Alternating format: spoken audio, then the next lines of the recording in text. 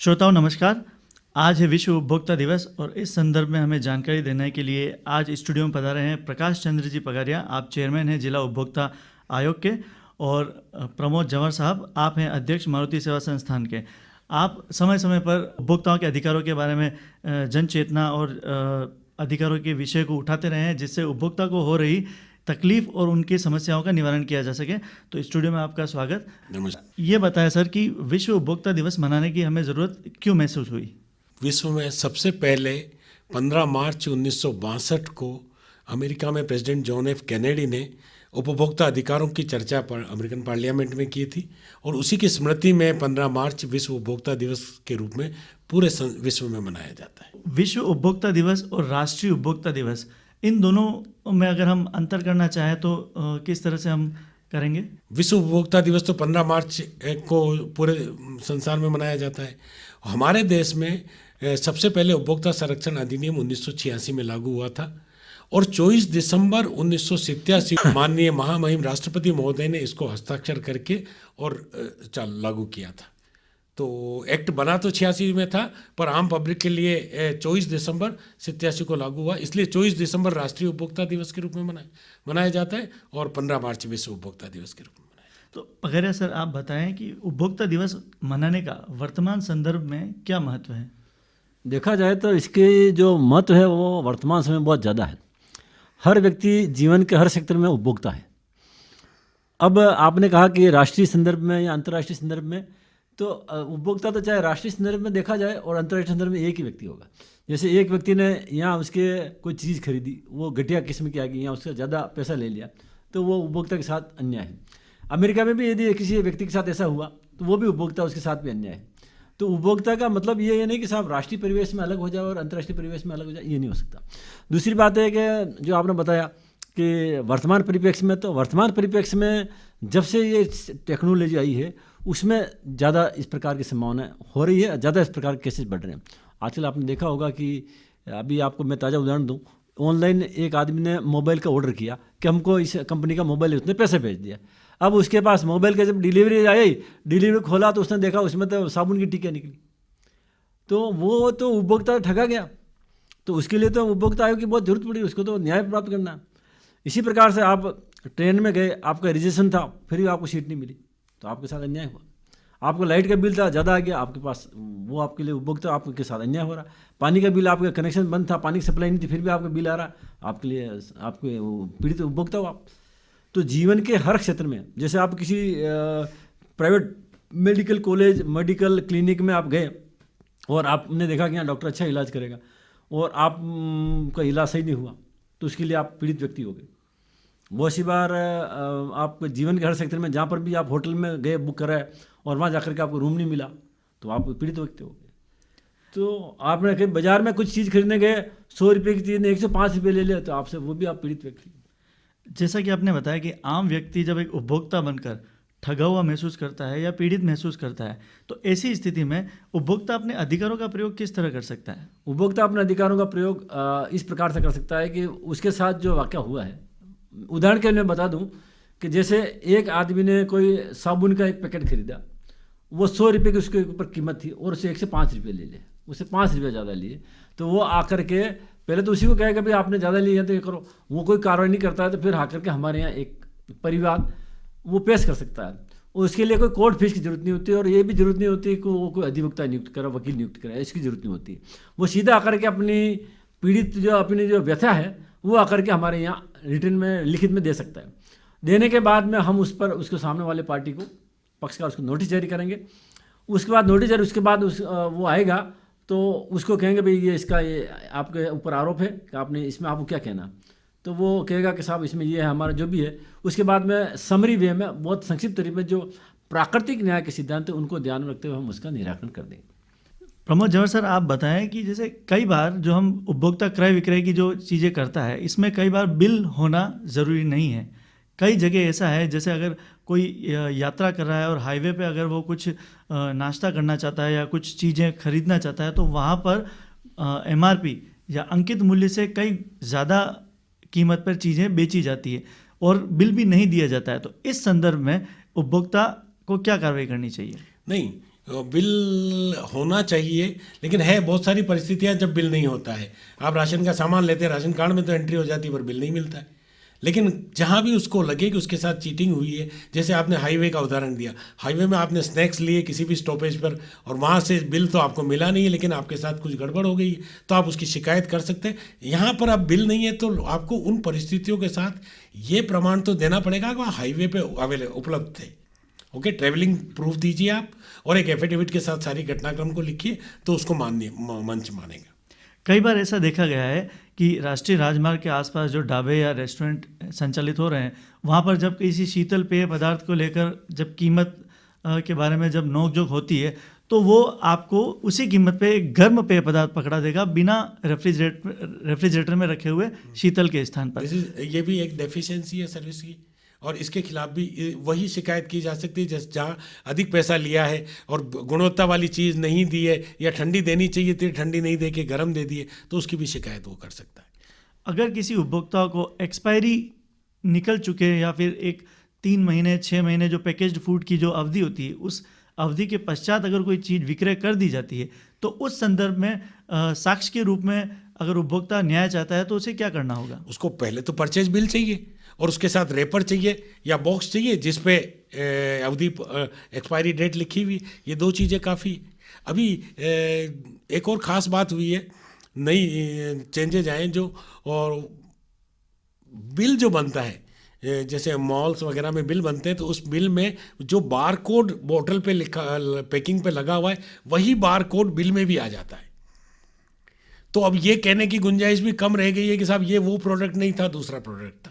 Same bar code bill में भी bar code है, और आपके पैकिंग के पे भी जो बार कोड का नंबर लिखा हुआ है वो 8-10 डिजिट का, वो बिल में भी आ जाता है। तो ये एक उपभोक्ता के पक्ष की बात है। ये तकनीक के आधार पर तो हमारा बार कोड जैसा आपने बताया, उस आधार पर तो वेरिफिकेशन करना बहुत ही आसान हो जाता है। जी जी। लेकिन कई बार ऐसा देखा गया इन्हीं तकनीकों के माध्यम से कई भ्रामक विज्ञापन या भ्रामक तथ्यों के आधार पर वस्तुएं विक्रय कर दी जाती है और उन्हें या तो जैसा बताया जाता है वैसा उत्पाद नहीं मिल पाता है, या फिर उस उत्पाद की जगह उनको, जैसा कि पहले बताया कि ऑनलाइन शॉपिंग के दरमियान मोबाइल की जगह साबुन आ गया। तो उस संदर्भ में जो उपभोक्ता है उसे किस तरह से अपना वाद दायर करना चाहिए? नए उपभोक्ता कानून में ये बहुत एकदम नई बात अभी शामिल हुई है, और वो ये कि जो विज्ञापन है, विज्ञापन में जो दावा किया गया है, उस दावे में वो दावा यदि भ्रामक है तो उसके लिए निर्माता के साथ साथ वो सेलिब्रिटी भी जिम्मेदार है जिसने विज्ञापन में ये कहा है कि ये डिटर्जेंट पाउडर जिद्दी दाग हटा देगा, वो नहीं हटा रहा है, या ये डिटर्जेंट पाउडर विश्व का देश का सबसे ज़्यादा बिकने वाला पाउडर है, ठीक है ना। तो अगर वो ये कहता है कि सबसे ज़्यादा बिकने वाला पाउडर है, तो ये मैं वो जो उपभोक्ता हूँ उसका ये अधिकार है कि वो पूछे कि वो कौन से किस एनालिसिस से ये विश्व का या देश का सबसे ज़्यादा बिकने वाला पाउडर हो गया, है ना। तो यहाँ सेलिब्रिटी जो इस दावे को कर रहा है, चाहे वो फिल्म अभिनेता हो या क्रिकेट स्टार हो, वो भी इसके लिए लायबल है, और पहली गलती के लिए 10 लाख रुपये और दूसरी गलती के लिए या उससे बाद वाली गलती के लिए 50 लाख रुपये तक का जुर्माना किया जा सकता है। कई विभिन्न ई कॉमर्स वेबसाइट्स के माध्यम से जो आजकल लोग क्रय विक्रय की बात कर रहे हैं, इन ई कॉमर्स वेबसाइट पर कई बार उस पर जो उत्पाद के चित्र जो बने होते हैं वो काफ़ी अट्रैक्टिव होते हैं, आकर्षक होते हैं, लेकिन वास्तव में जब हम उनकी डिलीवरी पाते हैं तो या तो उनमें कोई डिफेक्ट होता है या फिर जैसा उसकी छवि बताई गई है वैसा प्रोडक्ट हमें मिलता नहीं है। ऐसा अगर किसी उपभोक्ता के साथ होता है तो उसे किस तरह से न्याय मिलेगा? यहाँ 2 बातें हैं। एक तो ये कि निर्माता उस चित्र के नीचे ये भी लिख देता है, ये आपने देखा होगा कि जो दिखाया गया है ये ओरिजिनल वस्तु से डिफर हो सकता है, तो यहाँ तो उपभोक्ता कुछ नहीं कर पाएगा। लेकिन अगर लिखा हुआ नहीं है और जो चीज़ दिखाई गई है वो मुझे नहीं मिली है, तो मैं बिल्कुल माननीय मंच में आयोग में अपना परिवाद प्रस्तुत कर सकता हूँ। पकड़े सर, आप ये बताएं कि कई इन्हीं ई कॉमर्स वेबसाइट्स पर कई बार ऐसी ऑफर या सेल में ये ज़्यादा से ज़्यादा विक्रय करना चाहते हैं अपने उत्पाद को, लेकिन कई बार ये देखा गया है कि उस पर ये लिखा होता है कि नॉन रिफंडेबल। कुछ प्रोडक्ट ऐसे होते हैं जो नॉन रिफंडेबल की कैटेगरी में आते हैं, लेकिन अगर वास्तव में जब उनको उत्पाद प्राप्त होते हैं और अगर वो उसको तय गुणवत्ता या मानकों के आधार पर नहीं है, तो क्या फिर भी उपभोक्ता वाद दायर करके अपना पैसा रिफंड ले सकता है? ऐसा उपभोक्ता के पास अधिकार है, यदि कोई वस्तु घटिया प्राप्त हो गई, उपभोग के लायक नहीं है, भले ही नॉन रिफंडेबल लिखा हुआ है, तो भी वह उपभोक्ता आयोग में आकर के अपने शिकायत दर्ज करा सकता है और उसको वांछित अंतोष मिलेगा, निश्चित रूप से मिलेगा। एक आपने बताया था कि साहब के ऑनलाइन ढाबे और ये हाईवे पे चल रहे हैं, ऐसा है ऑनलाइन सामान की डिलीवरी। तो इसके बारे में एक बताना चाहूँगा कि आजकल अधिकांश व्यक्तियों के पास मोबाइल होता है।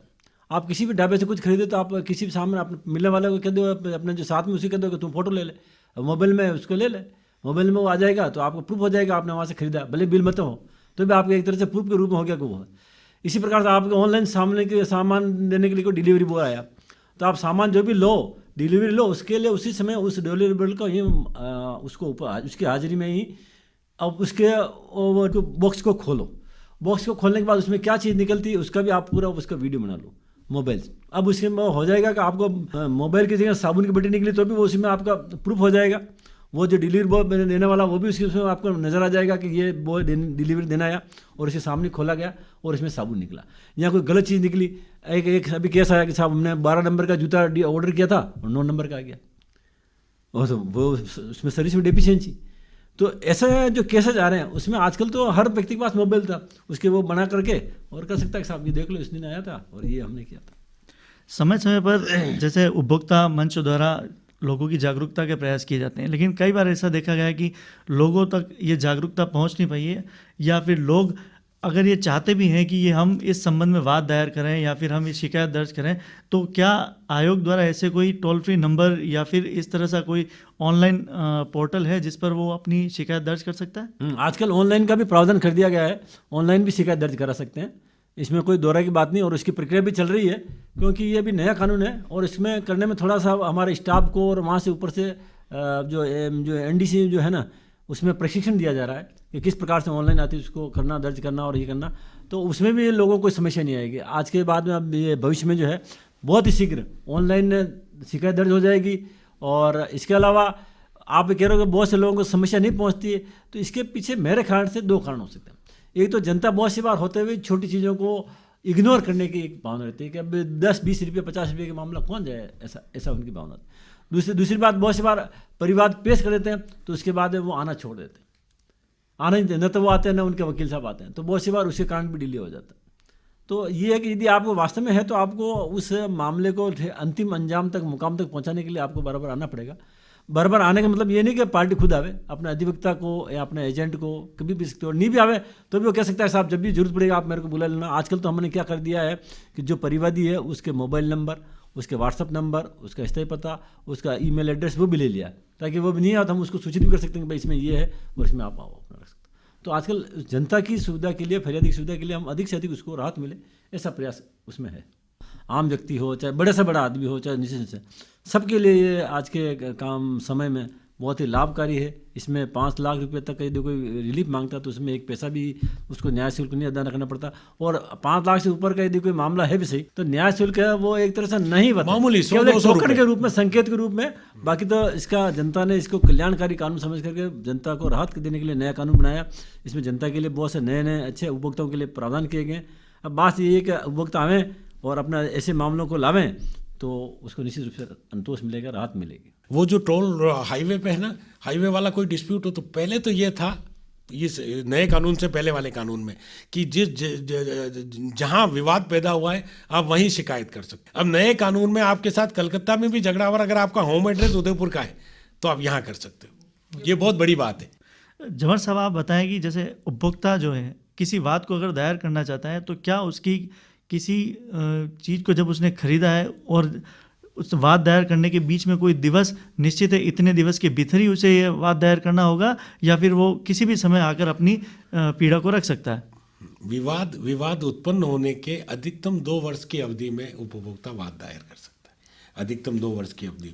कई बार थोड़ा ज़्यादा टाइम हो जाता है तो वो जो है रीजनेबल कारण के साथ डिले कंडोम की एप्लीकेशन देता है, जैसे कोविड हो गया तो वो अगर रीजनेबल कारण है तो उसे भी स्वीकार कर लिया जाता है। अच्छा सिम, अभी आपने पूछा था कि कोई ऐसा नंबर है जिससे उपभोक्ता राहत प्राप्त कर सके। भारत सरकार ने एक नेशनल कंज्यूमर हेल्पलाइन नंबर जारी किया हुआ है, तो आप चाहें तो मैं 1811-4000, ये भारत सरकार का नेशनल कंज्यूमर हेल्पलाइन नंबर है। वहाँ आप अभी फ़ोन करेंगे तो बिल्कुल वहाँ से आपको प्रॉपर रेस्पॉन्स मिलेगा। ठीक है। तो जिस तरह से ऑनलाइन जो आपने टोल फ्री नंबर बताया, इस पर ये 24/7 ये सुविधाएं उपलब्ध रहेगी? यस, बिल्कुल 24/7 सुविधा उपलब्ध रहेगी। लेकिन वो आपकी शिकायत, जो ही आपकी शिकायत उनके प्राप्त होगी, ऑनलाइन वो ले लेंगे और वो जिसके खिलाफ शिकायत है उसको नोटिस जारी करेंगे। बिल्कुल नोटिस का जवाब आएगा जो आपको बताएंगे, और बहुत सारी जगह पर इससे राहत मिली है कंज्यूमर्स को। उपभोक्ता दिवस पर आज आप स्टूडियो में पधारे और उपभोक्ता से जुड़े अधिकारों पर आपने चर्चा की, उसके लिए बहुत बहुत धन्यवाद।